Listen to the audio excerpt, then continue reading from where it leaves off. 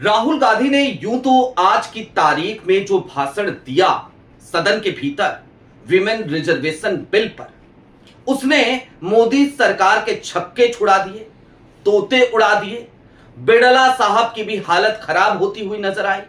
लेकिन भाषण के अंत में जो इशारा किया, जो नंबर 16 वाली बात बोली, और सदन के बाहर भी जब पत्रकारों ने पूछा तो इस पजल पर जो जवाब दिया, दरअसल वो सबसे बड़ा खतरा है प्रधानमंत्री नरेंद्र मोदी के लिए। 44 साल बाद किसी पार्टी ने एक बड़ा फैसला लिया, इस देश के एक मजे हुए राजनेता ने एक बड़ा फैसला लिया, और उस फैसले ने मोदी जी का सरदर्द और ज्यादा बढ़ा दिया। और राहुल का ये नंबर 16 उसी नेता से, उसी राजनीतिक दल से जाकर के जुड़ता है। जाहिर सी बात है, आप कहेंगे कि भाई राहुल ने पहेली जो बुझाई थी वो कम थी क्या, कि आप भी पहेली बुझाने लगे? लेकिन इस वीडियो के अंत तक आपको पूरी पहेली समझ में आ जाएगी, राहुल का पजल भी और उस फैसले के पीछे की पूरी कहानी भी। लेकिन एक बात और, एक हुक कहते ना, तो एक हुक और दे देता हूं। दरअसल 44 साल बाद पहली बार उस राजनीतिक दल ने यह फैसला 16 अप्रैल से ठीक एक दिन पहले, यानी कि 15 अप्रैल की तारीख को लिया था। तो क्या है वो फैसला, और राहुल के नंबर 16 की पहेली क्या है? क्या मोदी जी के इस्तीफे की स्क्रिप्ट उस राजनीतिक दल के इस फैसले ने लिख दी है? क्या प्रधानमंत्री नरेंद्र मोदी के झोला उठाने का समय आ गया है और इसीलिए नंबर 16 पर राहुल गांधी जोर दे रहे थे? सारी बातें जरा विस्तार से। नमस्कार, मैं स्वप्निल और आप मुद्दा देख रहे हैं। दोस्तों, आगे बढ़े उससे पहले वही छोटी सी अपील। मुद्दा इन दिनों एक गंभीर आर्थिक संकट से जूझ रहा है। एक तरफ हमारे मेन बैंक अकाउंट्स बीते लंबे समय से फ्रीज चल रहे हैं, तो दूसरी तरफ हमारे 2.5 साल पुराने चैनल को हमसे लंबे समय तक छीन कर रखा गया था। ऐसे में डे टू डे ऑपरेशंस में मुद्दा को काफी मुश्किलों का सामना करना पड़ता है। लिहाजा आपसे गुजारिश है, यदि आप चाहें तो स्क्रीन पर दिख रहे क्यूआर कोड या फिर के नीचे दिख रहे यूपीआई नंबर्स के जरिए मुद्दा की छोटी छोटी मदद जरूर कीजिएगा, ताकि हमारी बेबाकी यूं ही बरकरार रहे। अब आगे बढ़ते हैं और इस नंबर 16 के पजल को डिकोड करते हैं। लेकिन राहुल का वो भाषण आपने सुना? नहीं सुना तो छोटा सा हिस्सा बिल्कुल वो सुन लीजिए। मैं बीच की कुछ बातें हटा करके सिर्फ नंबर 16 आपको सुनाने जा रहा हूं। Going to give you and everybody else a nice puzzle, and the people of India can try and see if they can solve this puzzle. Yesterday I was watching the Prime Minister speak. Low energy, broken, nothing transmitting, and I suddenly noticed that yesterday was the 16th of April. Now listen please, I was sitting here and he was talking and he was not able to engage.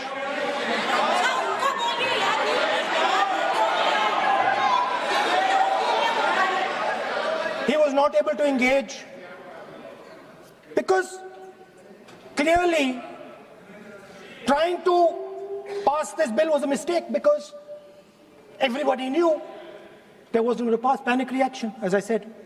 So I was watching him and I noticed on my phone 16th of April. And I was like, my God, how crazy. That's the number. 16. This 16 number. This is the number. The whole answer to the riddle is in the number 16. सुना आपने राहुल गांधी को सीधे तौर पर जोर देते हुए नजर आए इस नंबर 16 पर। उसके बाद राहुल गांधी जब सदन से बाहर निकले अपना भाषण पूरा करके, तो फिर जिक्र आया इसी नंबर 16 का। पत्रकारों ने सवाल पूछा, राहुल ने क्या कहा वो भी सुन लीजिए। पजल है, आपने बोला पजल है और 16 का नंबर एक पजल है, देश सॉल्व करे। क्या है 16? वही तो है, पजल है, थोड़ी बताऊंगा इसका आंसर। ऐसे सोल्यूशन है, मिलेगा तो मैं बोल दूंगा यही है।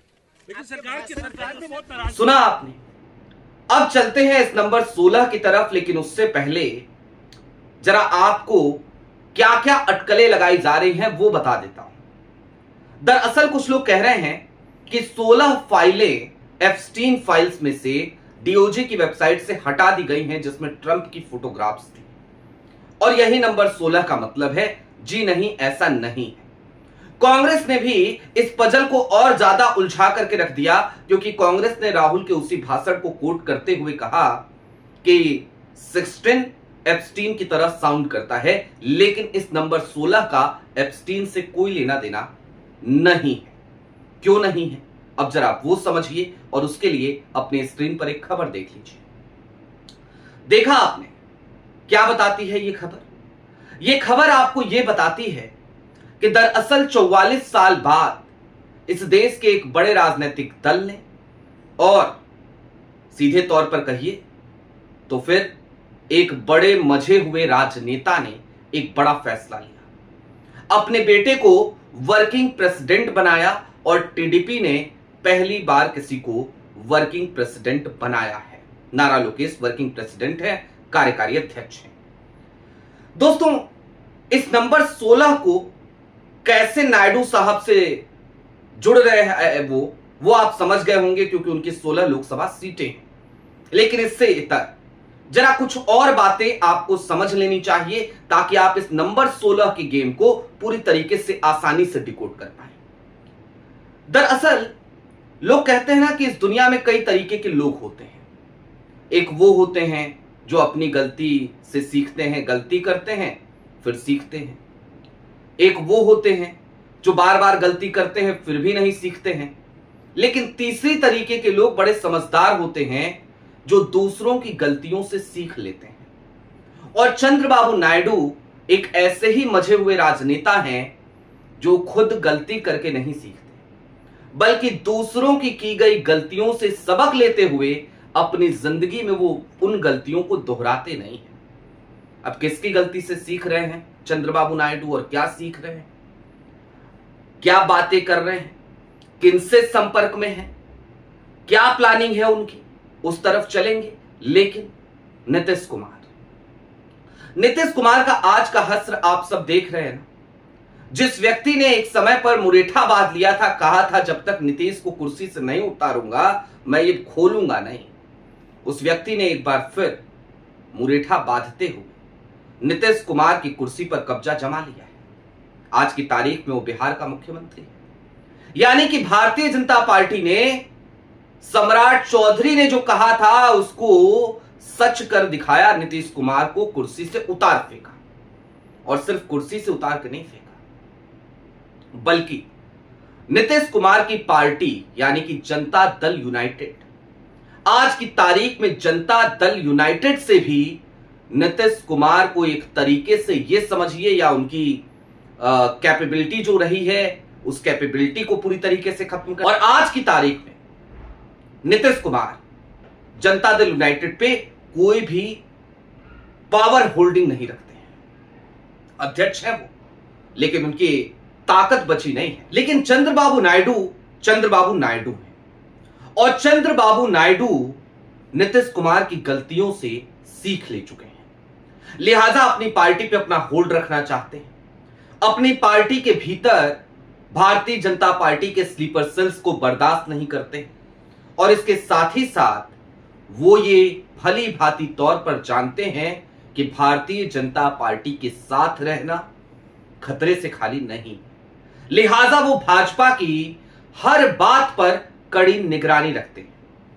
अब नीतीश कुमार वाला चैप्टर तो क्लोज कर दीजिए, लेकिन चंद्रबाबू नायडू क्या करने जा रहे हैं, किसके संपर्क में हैं, और ये नंबर 16 वाला गेम मोदी जी की सांसें क्यों उखाड़ रहा है, क्यों मोदी जी को झोला उठाने वाली तारीख की याद दिला रहा है, क्यों बार बार ये नंबर 16 वो नंबर 16 है जिसकी वजह से मोदी जी के इस्तीफे की स्क्रिप्ट लिखी जाती है, जरा अब उस तरफ आइए। अमरावती का प्रोजेक्ट, अमरावती चंद्रबाबू नायडू के लिए महत्वाकांक्षा का कांची प्रोजेक्ट है। सम्मान का सवाल है। और कहते हैं ना, हमारे यहां कहते हैं कि भाई नाक का सवाल बना लिया है। तो अमरावती को चंद्रबाबू नायडू ने अपनी नाक का सवाल बना रखा है, अपने लोगों से वायदा कर रखा है। लेकिन बजाय इसके आप देखिए आज की तारीख में स्थितियां क्या हो गई हैं। अमरावती वाले इस प्रोजेक्ट को लेकर केंद्र सरकार फंडिंग में टालमटोल कर रही है। जाहिर सी बात है, करना भी चाहिए। लेकिन दूसरी तरफ इसी वीमेन रिजर्वेशन बिल पर वाईएसआरसीपी यानी कि जगन मोहन की पार्टी, उनके साथ भी भारतीय जनता पार्टी गलबहियां कर रही है।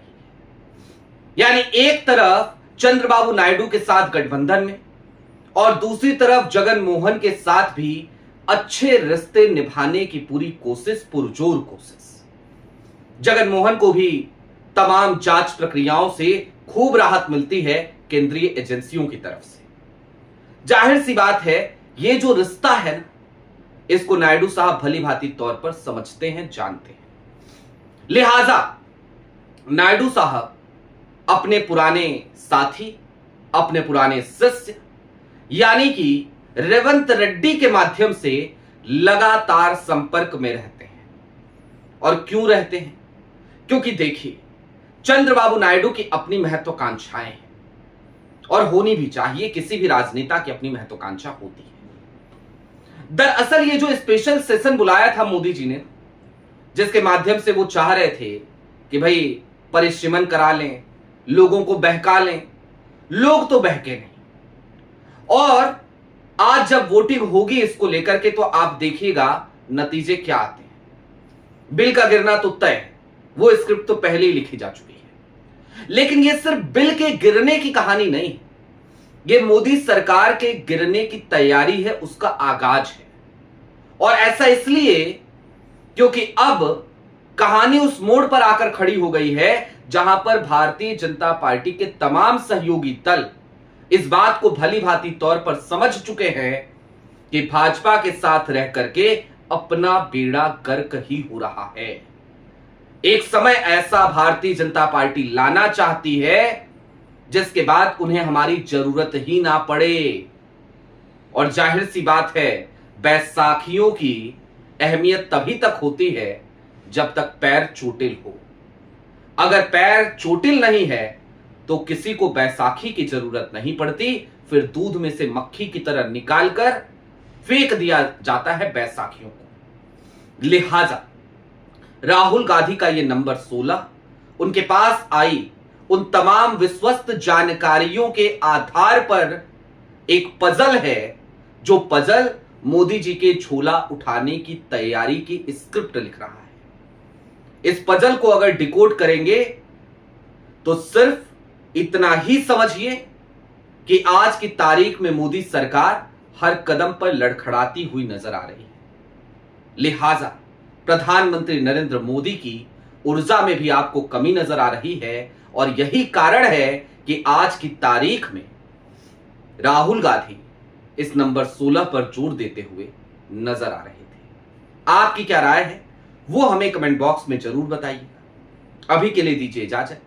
चलते चलते फिर वही अपील, चैनल पे नए हो तो सब्सक्राइब करते हुए जाइएगा। सक्षम हो तो मुद्दा जिस वक्त पे एक गंभीर आर्थिक संकट से जूझ रहा है, इसकी छोटी छोटी मदद जरूर कीजिएगा। बहुत शुक्रिया।